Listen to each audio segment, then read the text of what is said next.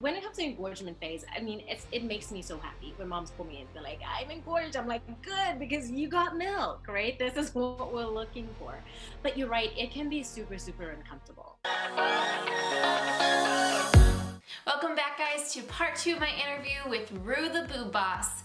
I'm so excited for this episode. If you missed part 1, I highly recommend you go back and watch that one first. We loaded it up with so much information, and you can find the link below. And then come back here and join us for part 2.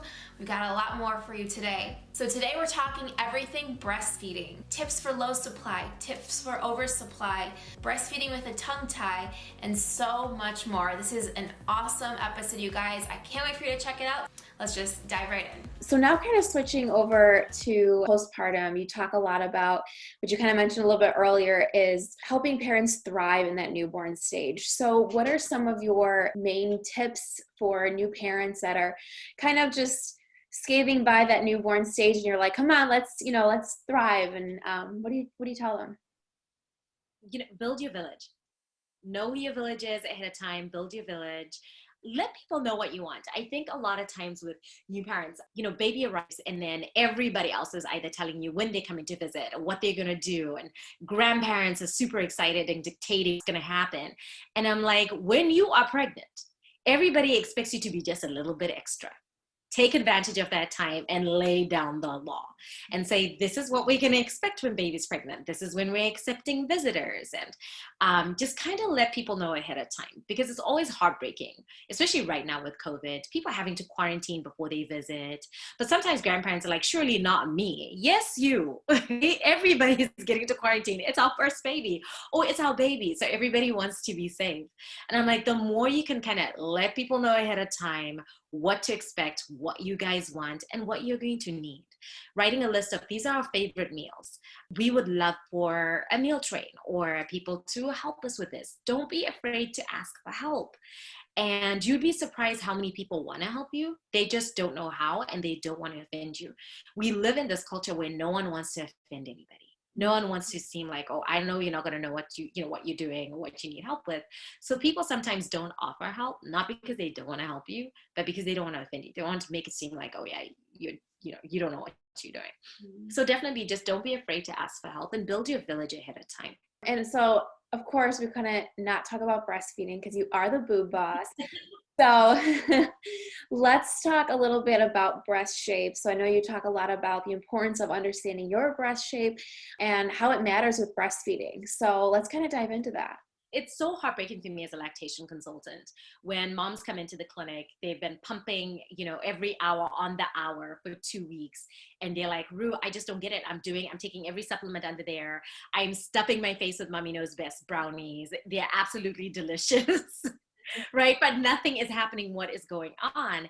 And then I'm like, okay, let's do an exam and let's see what we're working with. And I do a breast exam and I'm like, did anybody ever inform you that you've got tubular breasts? And they're like, what? And, moms will say something like, I knew my breast, shape was different, or that one breast was really much smaller than the other, but I really didn't think how that would affect breastfeeding. Mm-hmm. And for me, it's heartbreaking because this is something that we can figure out, find out, and let moms know ahead of time and set expectations. Mm. So breast shape, a lot of times people think breast size matters when it comes to how much milk am I going to produce. Shape matters more. So what do your breasts actually look like? Do they look like 2 grapefruits? Does it look like a grapefruit and a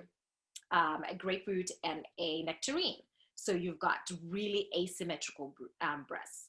Do they look like zucchini, where they are long and tubular with a huge areola, right? So what do your breast shape look like? And how much spacing do you have between your breasts? So if I was to try and put my hand between my breasts, I have breast tissue, my breasts are all the way full, all the way around. But if your breasts have a huge spacing in between, you've just got this huge flat spacing, clearing in between your breasts, then I'm worried about you having what we call insufficient glandular tissue. And that means you're missing some of the necessary breast tissue for you to make milk. The thing is, I can let you know this before you have the baby. Mm. So for moms who are like, I'm going to breastfeed, that is the only thing that I'm going to do, I am determined to do it, and you have, severe IGT, right? The chances of you being able to make a full milk supply are going to be low.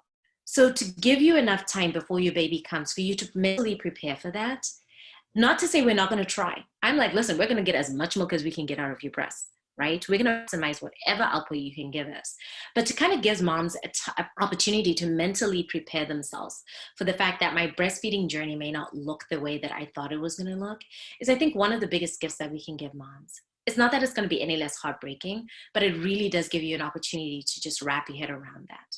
So many moms kind of have this idea of that they want to breastfeed, and they kind of wait until after the baby comes, and that's when they really start learning it or just kind of dive in. So super helpful. Moms, go to a lactation consultant before. I thought this was awesome. You had a video about the Hamburger Latch, or is it the Burger Latch?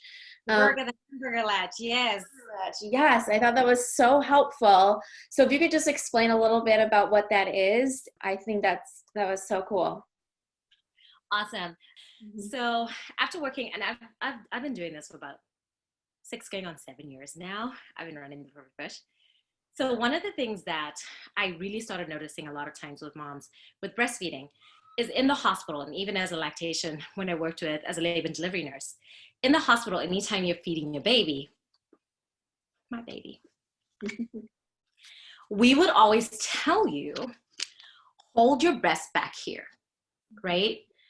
And then the more and more I did it, and it's like, get your fingers out the way. And that's what we tell moms over and over again. But the more I did that, the more I realized it did nothing for the actual shape of the nipple.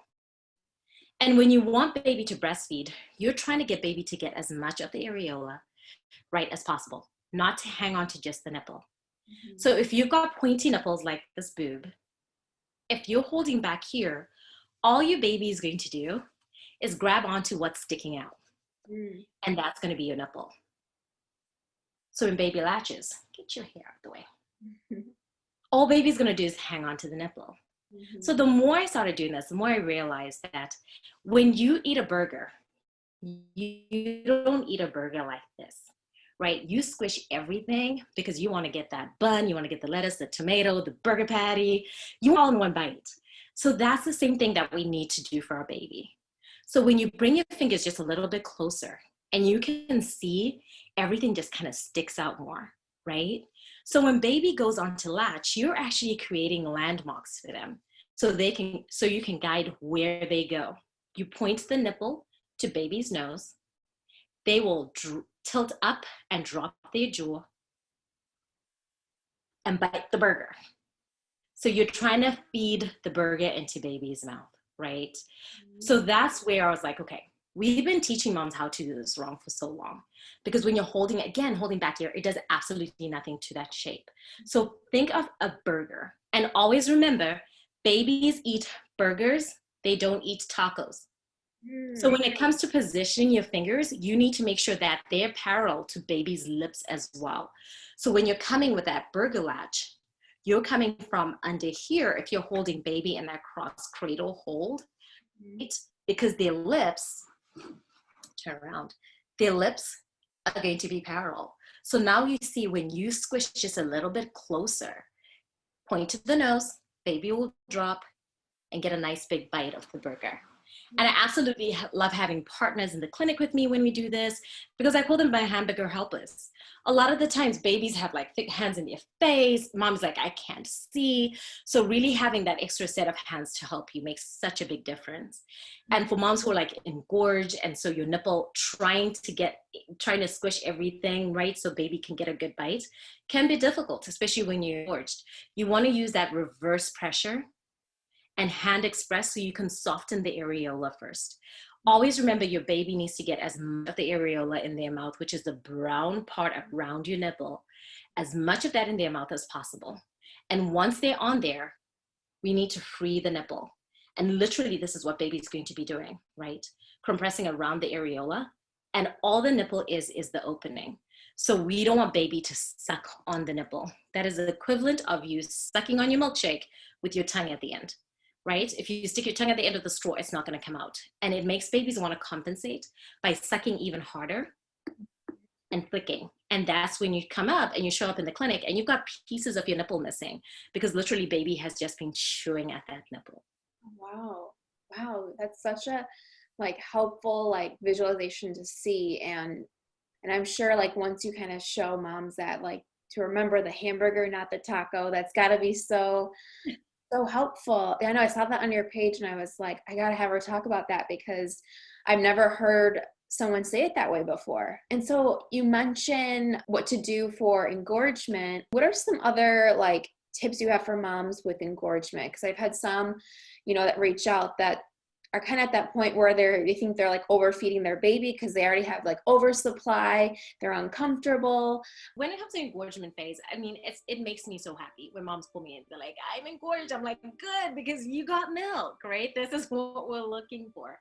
But you're right, it can be super, super uncomfortable. So heat and massage. Right. A lot of times I will tell moms, like, if you're severely engorged, and they can be a time, especially, day 3 to day 5 when your milk comes in, and you can't even touch your breast because they hurt so much. Mm-hmm. So I will have you jump into the shower, make the water nice and warm, but turn your back to the shower so that the water just flows over your shoulders and you don't have, because it'll literally feel like somebody is throwing beaties at your boobs, right? From the water from the shower, because that's how sensitive they are. Mm-hmm. And you just want to make sure using the palm of your hand, because a lot of times I see people digging in with their fingers when they're trying to massage. That's never comfortable, even when you're getting a massage, right? So you want to make sure that you're using a wide surface and just use nice rolling massage, right? And let's try and move that flow. Let's try and get that milk to start coming out. And with engorgement, a lot of times people are like, okay, I'm going to do it and then it's gone and then I'm good. I'm like, no, it's going to come right back. Right? Because your body's like, oh, yay, this is what we're supposed to be doing. And if we're not careful, especially the moms who are like, but Rue said I must pump. She talked about pumping. And then you start pumping and then you end up with oversupply. And it's like, okay, Rue, I'm always engorged. I'm always leaking. My baby is choking. And I'm like, yeah, because they're drinking out of a fire hose. So how do we back that up some, right? And I think helping people understand, a lot of people will be like, yeah, breastfeeding. And I'm like, it actually is a science. So when you start understanding the science behind breastfeeding, demand equals supply. The more we ask your breast to make, the more milk they will make, as long as there's nothing else going on. So if you've got like insufficient glandular tissue, or you've got medical issues, diabetes, thyroid, some hormonal issues, or you lost a ton of blood, that is when it's going to be a little bit more challenging. The whole demand thing, we can ask, but we cannot ask off an empty vessel. So when your body is like super stressed out, or there's other underlying causes, we may not be able to get milk. But in general, for a healthy mom, if we ask your breast to make milk, they will make more milk. It's all about demand.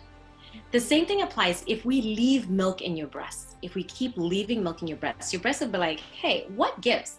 We're making all this milk, but this baby must not be that hungry, because they keep on leaving milk behind, right? So your body will actually start backing up.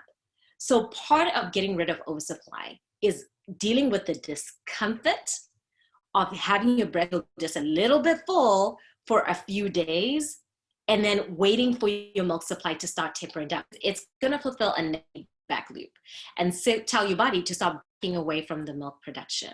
But a lot of times, as soon as moms feel uncomfortable, they're like, I'm going to pump out. I'm like, great. And we just made it all worse again. So it's important for moms to then realize, if you've got oversupply, I don't want you pumping. Using a haka, using hand expression, and all you want to do is release enough milk for you to get comfortable, to where you can be like, okay, I can sleep. I'm good. I can go ahead and sleep. If you take any more than that, you're telling and encouraging your body to make more milk.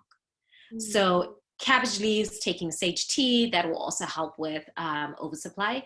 But we need to be really careful, because we don't overshoot. And then the next thing we're doing is we're going back to pumping so we can bring your supply back up. And we're playing this back and forth game. Right. So then if it is oversupply where, baby is choking or coughing while breastfeeding, would you recommend, using the haka before breastfeeding so you don't have like, too much coming out and the baby's choking, or holding the baby differently? So if your baby is spluttering and choking, first things first, let baby come off. Because you don't want them to continue having this negative experience at the breast where they're like, this hurts so good. Right? You want to be able to pull baby off, let them catch their breath. A lot of times I'll actually have you hand express into your breast pad, so we can just get that let down to go, get things to slow down. Moms with like really fast letdowns or really powerful letdowns and oversupply, I will have you hawk for about 3 to 5 minutes before you even start breastfeeding baby, right? And this will let you take out about an ounce and a half, and it will slow the flow down. And it makes it a little bit easier for baby to breastfeed. Again, we want to try and balance taking off milk before and then how much baby's going to drink, so we don't keep on encouraging the body to keep on making more milk. So again, it is a delicate balance.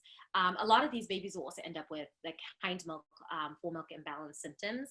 So green frothy poop, really gassy. And I did a reel on doing oversupply and doing the milkshake, and really just shaking your boobs before you start breastfeeding so that we can mix up the milk. And when we say hind milk and full milk, a lot of people are like, you've got 2 different types of milk. I'm like, no, you have 1 type of milk. But especially if you're taking Mommy Knows Best cookies, right? We're gonna build up that fat content in that milk. And the one thing I know about fat is it loves to stick. So what ends up happening is that fatty layer in the milk sticks to the alveoli, which are the little collection and little sacs where the milk is actually created, right? So it sticks to the walls of the alveoli. And when you first start breastfeeding, just the watery stuff starts coming out. So if you take your boobs, literally massage them with some heat and warmth, and you just shake, you'll mix all that milk up and we'll start moving that fat into the milk so that when baby drinks, they have more balanced milk. So we're trying to go for that so we can make sure, especially if you've got oversupply, because you might have an abundant amount of full milk, and baby gets full on that. But after about an hour and a half, baby is starving again. And you're like, I know you just ate, right? But full milk is mostly sugar water. So they burn through it really quickly, and they turn super gassy.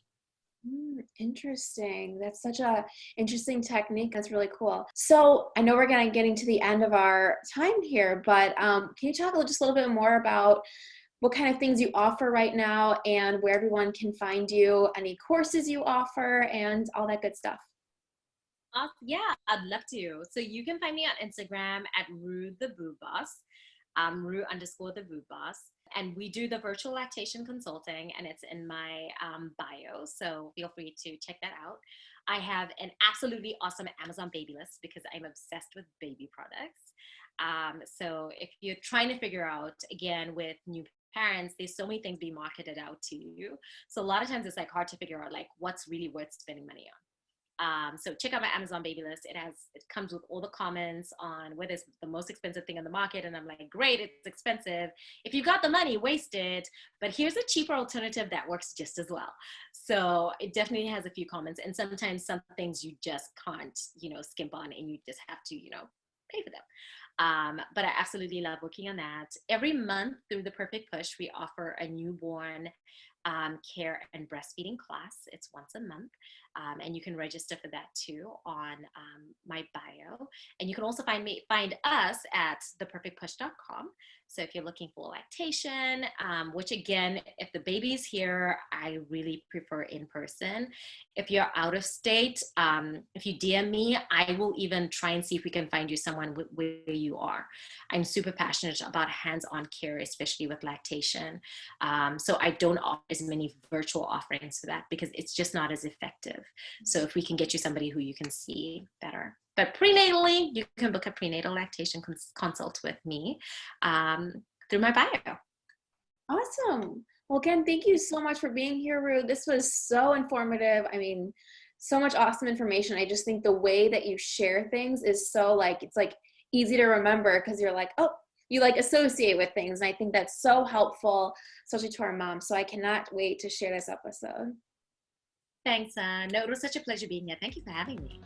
Hey guys, if you found this or any episode of Mom Talks with Christa helpful, please like, comment, subscribe, and of course, share it with your friends. We release new videos every single Wednesday, and our new podcast is out every single Thursday. So lots of different ways you can catch us. And of course, if you're not following us on our socials, go ahead and follow us there. We've got tons of new content for you every single day. And finally, if you're watching this and doubting yourself, you're doing a great job. So thanks so much for watching, and I'll see you next week.